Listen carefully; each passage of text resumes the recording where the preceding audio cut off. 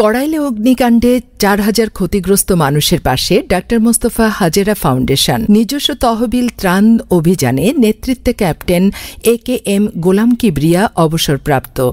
রাজধানীর কড়াইল বস্তিতে ভয়াবহ অগ্নিকাণ্ডে ক্ষতিগ্রস্ত অসহায় মানুষের পাশে দাঁড়িয়েছে ডাক্তার মোস্তফা হাজেরা ফাউন্ডেশন।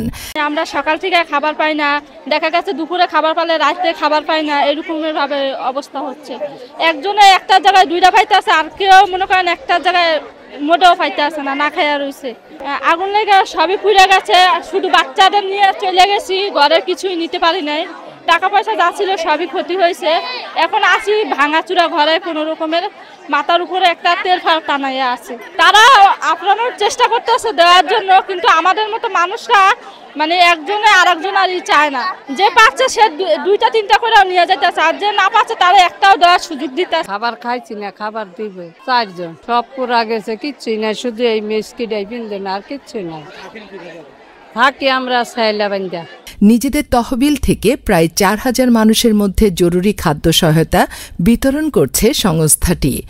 প্রায় ২০০ স্বেচ্ছাসেবকের সহায়তায় অত্যন্ত শৃঙ্খলভাবে এ ত্রাণ কার্যক্রম পরিচালিত হচ্ছে। ফাউন্ডেশনের প্রতিষ্ঠাতা ও উপদেষ্টা ক্যাপ্টেন AKM গোলাম কিবরিয়া অবসরপ্রাপ্ত উপস্থিত থেকে পুরো কার্যক্রম তদারকি করেন। তিনি অগ্নিপীড়িতদের পুনর্বাসনে সরকারের সহায়তা কামনা করে বলেন, এই সংকট মোকাবেলায় সরকারি বেসরকারি সমন্বিত উদ্যোগ জরুরি। আমরা সরকারের সঙ্গে একযোগে কাজ করতে প্রস্তুত। আন্তর্জাতিক অঙ্গনেও সক্রিয় উপস্থিতি, মানবিক সেবা ছাড়াও জাস্টিস ফর অল প্রতিষ্ঠার প্রচেষ্টায় আন্তর্জাতিক পর্যায়ে আলোচনায় রয়েছে ডাক্তার মোস্তফা হাজেরা ফাউন্ডেশন। আজকে আমাদের কার্যক্রম ছিল খাবার বিতরণ, তাদের খোঁজ খবর নিয়েছি, তাদের হতাহত দুর্ঘটনা আমরা ঘুরে ঘুরে দেখছি, তাদের কি ক্ষয়ক্ষতি হয়েছে সবকিছু আমরা ঘুরে ঘুরে দেখেছি। আমাদের এই আয়োজন গতকাল রাত থেকে, আশা করি আমরা আলহামদুলিল্লাহ আমরা সফল হতে পেরেছি।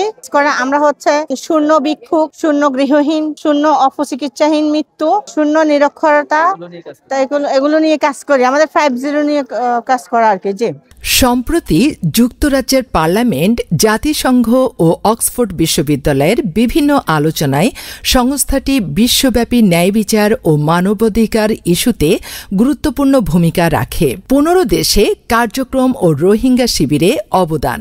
বিশ্বের 15টি দেশে মানবিক কার্যক্রম পরিচালনা করছে ফাউন্ডেশনটি। তাদের বৈশ্বিক 50 ক্যাপ্টেন সামাজিক বৈষম্য দূরীকরণ ও মানবিক উন্নয়নে উল্লেখযোগ্য ভূমিকা রাখছে। বাংলাদেশে সংস্থাটি দীর্ঘদিন ধরে রোহিঙ্গা শরণার্থী শিবিরে ত্রাণ ও মানবিক সহায়তা প্রদান করছে। উপদেষ্টা মোর্তজা আহমেদ ও জহিরুল ইসলামের দিক নির্দেশনায় ফাউন্ডেশনের সব কার্যক্রম আরও গতিশীল হয়েছে বলে জানা গেছে।